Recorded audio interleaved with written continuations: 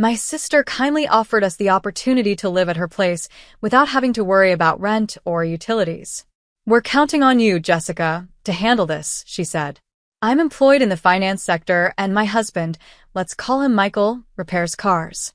We currently reside in the house where I was raised, which is no longer occupied by my parents, but instead functions as a family-run business, previously managed by my father."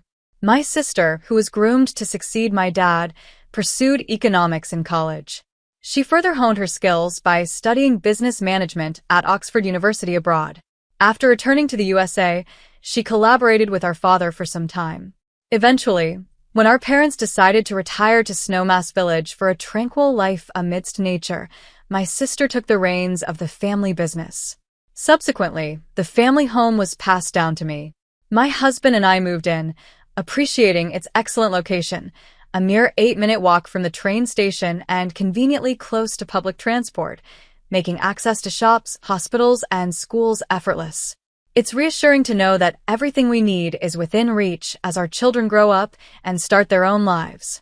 We were excited about expanding our family and enjoying our life here, but unexpected challenges arose soon after moving in. My mother-in-law frequently visits, driven by curiosity about my parents' business and its worth. Her inquiries often tread into uncomfortable territory, like asking, "Hey, Jessica, what's the deal with your parents' money? How much will you inherit?" I find these questions distasteful and try to deflect them with a laugh, saying, "I'm not sure. I haven't given it much thought. I already own the house, so there might not be much else." Despite my attempts to lighten the mood, she persists, ominously hinting, "They're getting older. You never know what might happen." My mother-in-law seemed overly focused on my parents' financial status, almost as if she were counting on inheriting their wealth herself. Even though I was aware of what I might inherit, I chose to keep it to myself, not wanting to divulge any details to her, or even my husband, who is quite close to her. However, one surprising holiday morning at about 7 a.m., our day took an unexpected turn. The doorbell rang, and when I opened the door, a group of movers greeted me. To my shock, my mother-in-law and my brother-in-law's family had decided to move in without any prior notice. They entered our home with broad smiles, announcing cheerfully that they were moving in. Their too bright enthusiasm sent shivers down my spine. Turning to my husband for some sort of explanation, he simply shrugged and dismissively said, "What's the big deal? Mom and the others can stay here. We got plenty of space." He seemed unfazed by the sudden intrusion. I was still reeling from the surprise of this new living arrangement when my sister-in-law casually dropped a bombshell. She claimed my sister had invited them and they wouldn't need to worry about rent or bills. At that point, my brother-in-law started picking out rooms as if he were at a hotel, instructing Michael to move our things into the hallway to make space. The situation rapidly became overwhelming. It felt as though they were claiming my house as their own, taking over rooms without hesitation. My mother-in-law and sister-in-law's family had been pushing boundaries for quite some time, with my sister-in-law even going through my personal belongings without permission. It seemed they might even try to claim my room next. I'd reached my breaking point. This is my home, and their behavior is as if they have ownership over it. I'm usually calm and collected, but watching these people treat my family home, left to me by my parents, as if it were their property, was too much. That's why I finally raised my voice, firmly telling them it was time for everyone to leave. The invasion of my personal space and the blatant disrespect for my sanctuary pushed me to act out of character and demand they respect my home. But then something totally unexpected happened. "How dare you speak to us like that? You're the one who needs to leave." With those words still hanging in the air, I felt a sharp sting on my cheek. Had I really just been slapped? It took a moment for the reality to sink in, and I stood there, stunned, feeling the throbbing pain. At that moment, something inside me snapped. I couldn't tolerate living with people who showed such blatant disrespect. This house was mine, and I wouldn't let anyone treat it like it was their personal playground. I quickly decided to leave, packing my things and preparing to inform my family about what had transpired. Needing some space and a fresh start, I rented an apartment farther from work, even though it meant a longer commute. When I called my parents to explain the situation, I could hear the anger in their voices, especially my dad's. He had always been a pillar of support, both as a CEO and as a father. Although I didn't want to involve my soon-to-retire parents in this turmoil, I felt I had no other choice. My right to my inherited home was being challenged, and I needed to take a stand. While settling into the monthly apartment, I was certain that my husband and his family were making themselves comfortable back at my house. Driven by advice from my sister and father, I decided to take decisive action. A few days later, during a work break, I checked my phone to find it flooded with missed calls and messages from my husband. His response to the latest developments was clear. I had made arrangements to have the water and electricity cut off at the house. Since everything there depended on electricity, this move was sure to get their attention and underscore the seriousness of the situation. I was determined to reclaim what was rightfully mine and remind everyone that there were consequences to their actions. We hadn't gotten around to installing solar panels yet, and without electricity, dealing with the heat must have been quite a struggle. My husband's repeated calls were likely about this very predicament. As I was contemplating ignoring another call, he rang again, timing it right during my break. "Hey, what's happening? There's no electricity, and the water's not running.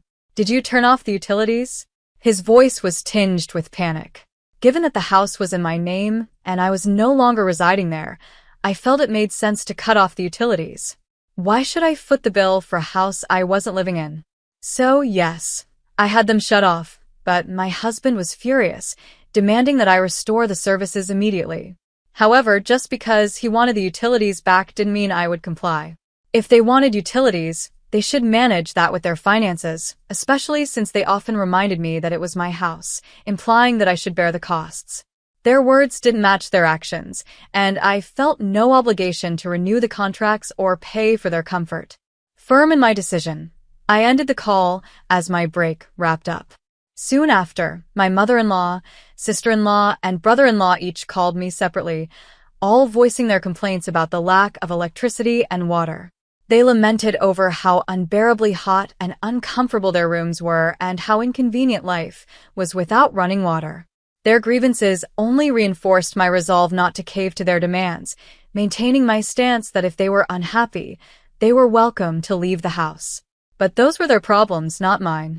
After listening to their complaints, I firmly told them to sort out the issues themselves and ended the calls.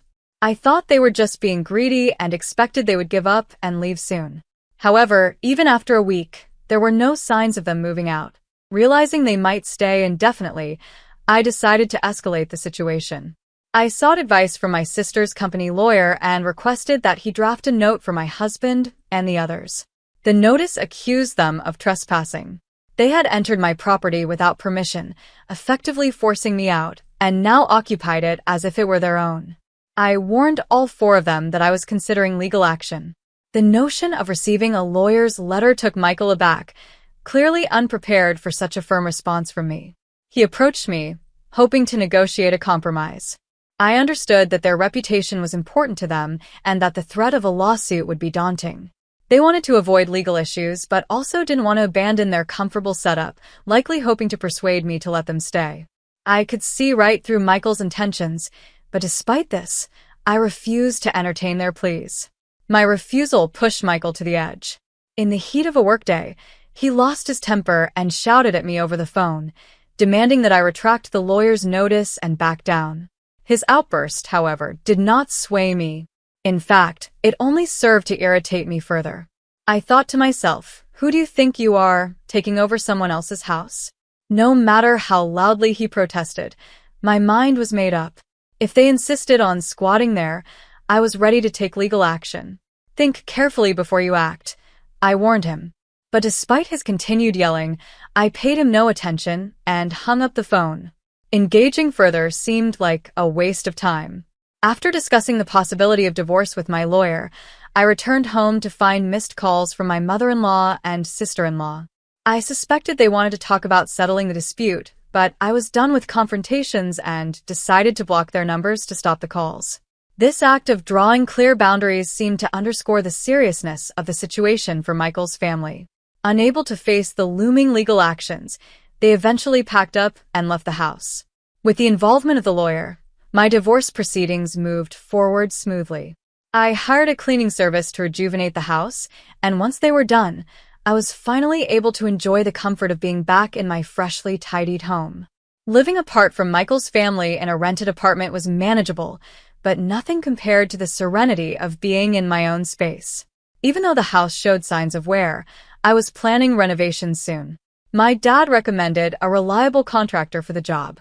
Being on my own felt surprisingly liberating. I could lounge on the couch without being judged and eat whatever I wanted without criticism. Just as I was settling into this newfound independence, I received a call from a number I didn't recognize. At first, I ignored it, thinking it might be the contractor, but the persistent ringing eventually compelled me to answer. It was my ex-husband, whom I had not spoken to since our separation 5 months ago. The sound of his voice immediately dampened my mood. After finalizing our divorce and agreeing to cease all contact through legal channels, I was puzzled by his call, especially since he had changed his number. Before I could end the call, he interjected with a plea. "Please just listen for a moment. I'm desperate." Reluctantly, I stayed on the line. He then shared that his company was undergoing financial difficulties, resulting in a potential pay cut. Moreover, his mother's health was declining, rendering her unable to work. To compound the situation, my sister-in-law and her husband were struggling financially, with him being unemployed. My sister-in-law was juggling multiple part-time jobs just to make ends meet, with most of her income going toward paying off her husband's debts. Meanwhile, Michael explained that he was facing a pay cut, making their financial situation even more dire. As they shared their difficulties, all I could respond with was a detached, "Okay, I see." These were the same people who had invaded my home, ignored my rights, and tried to force me out. It was hard to feel any sympathy for them. Their problems were their own. Michael's desperation grew as he pleaded, "Please don't turn your back on us. We're on the brink here. We might not have a roof over our heads or food on the table tomorrow. Remember, we used to be family. Can't you help us?" His voice cracked, verging on tears, but I remained unmoved. During my difficult times, he had offered no support and had sided with his mother, who had belittled me.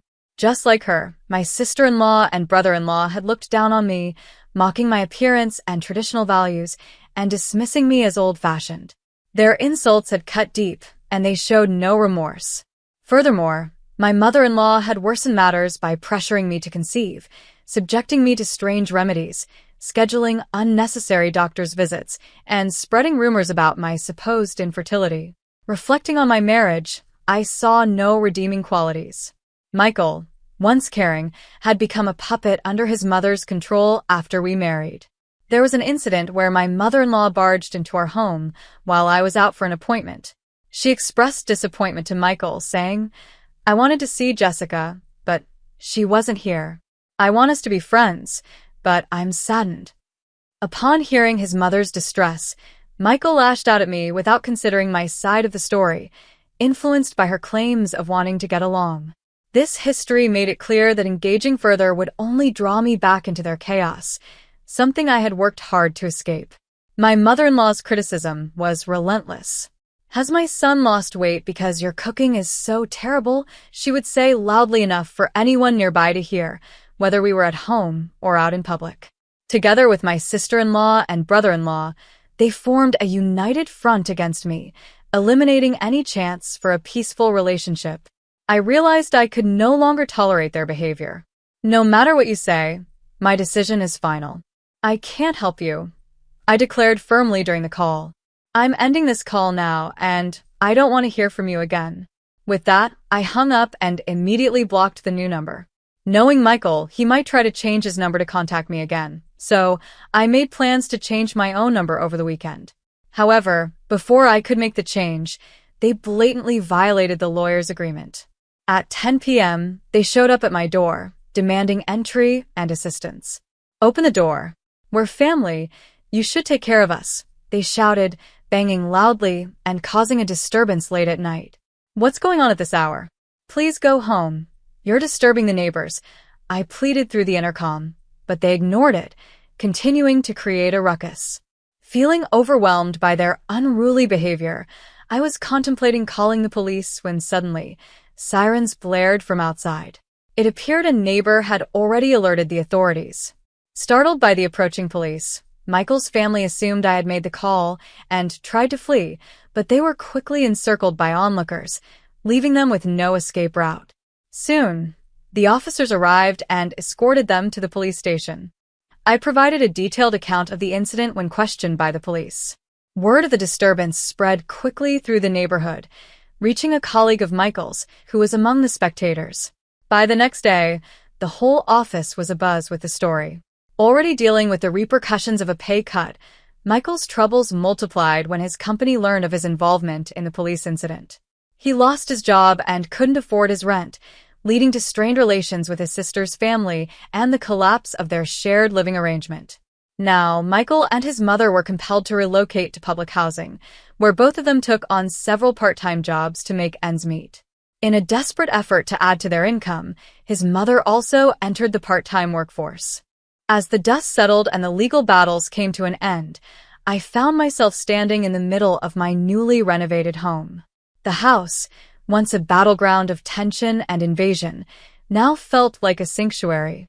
The walls were freshly painted, the floors polished, and every room carried a new sense of calm. But beyond the physical changes, there was something deeper, an emotional transformation. I had taken control not just of my home, but of my life. The first few weeks alone were strange. The quiet, though peaceful, felt eerie at times. I had spent so long fighting, defending my space, that I had almost forgotten what it felt like to simply live without the weight of someone else's expectations. I spent my days organizing the house, getting it back in order, and planning for the future. One evening, while sitting on the porch, I received a letter. It was from Michael. Not another plea or demand, but a genuine apology. He acknowledged his failure to stand by me and admitted that he had allowed his family to control him. He expressed regret for losing me and said he was struggling to rebuild his life. For the first time in months, I allowed myself to feel compassion. Not for Michael as a husband, but for him as a person who had been trapped in a cycle of control and manipulation. I wasn't angry anymore, but I had no desire to return to the past. I had moved on. I wrote back a short reply. I forgive you, but I need to move forward with my life. I hope you find peace. I mailed the letter the next morning, feeling a sense of closure I didn't know I needed. Months passed, and the house began to feel like home again. I returned to work with a clearer head and a newfound sense of purpose. My colleagues, who had once gossiped about the drama, now looked at me with respect. I had weathered the storm and emerged stronger, and people could see that. My sister visited often, bringing her support and encouragement, reminding me that family, when healthy, could be a source of love and strength. One day, I received a call from the contractor my dad had recommended. He wanted to discuss some final renovations I had planned. As we walked through the house together, I realized how symbolic this process was. The renovation of the house mirrored the rebuilding of my life, one step at a time, tearing down the old and building something new, something stronger. Once we finish these last few touches, it'll be perfect, the contractor said, and I smiled. It wasn't just the house that was being perfected, it was me. I began reconnecting with old friends, hosting dinners at my home, and for the first time in years, I felt free. I was no longer defined by a toxic relationship or the expectations of others. I was my own person, living life on my terms. One evening, as I was reflecting on everything that had happened, I got an unexpected call from my father. He had heard about Michael's struggles and wanted to check in on me. "How are you feeling about everything now?" he asked. "Honestly, Dad, I feel liberated. It's strange, but losing everything I thought I needed helped me find myself," I said, feeling the truth of my words. I didn't miss the chaos, the conflict, or the pressure. I had found peace in simplicity, in solitude, and in self-reliance. "Good. That's what I always wanted for you. To be happy no matter what," he replied. It was in that moment that I realized something important. I had been fighting for more than just a house. I had been fighting for my sense of self-worth, my right to live freely and authentically. And I had won. A year later, the renovations were complete, and I had settled into my new life. I had taken up hobbies I had long forgotten, painting, gardening, even learning to cook new dishes without fear of judgment. My friends joked that I had reinvented myself, and in many ways I had. Michael's family had faded into the background. They had relocated, and though I occasionally heard whispers about their struggles, I no longer felt tied to their drama. My life had moved in a different direction, one that was filled with calm, joy, and, most importantly, independence. As I sat in my garden one evening, watching the sun set over the horizon, I thought about the journey I had been on. What had started as a battle for control of my home had evolved into something much bigger, a fight for my identity, my future, and my happiness. And for the first time in a long time, I felt like I was exactly where I was meant to be. The house, now complete, stood as a testament to my strength. It wasn't just a house, it was my home, my sanctuary, my fresh start. And as I looked out at the world beyond, I knew that whatever came next, I was ready.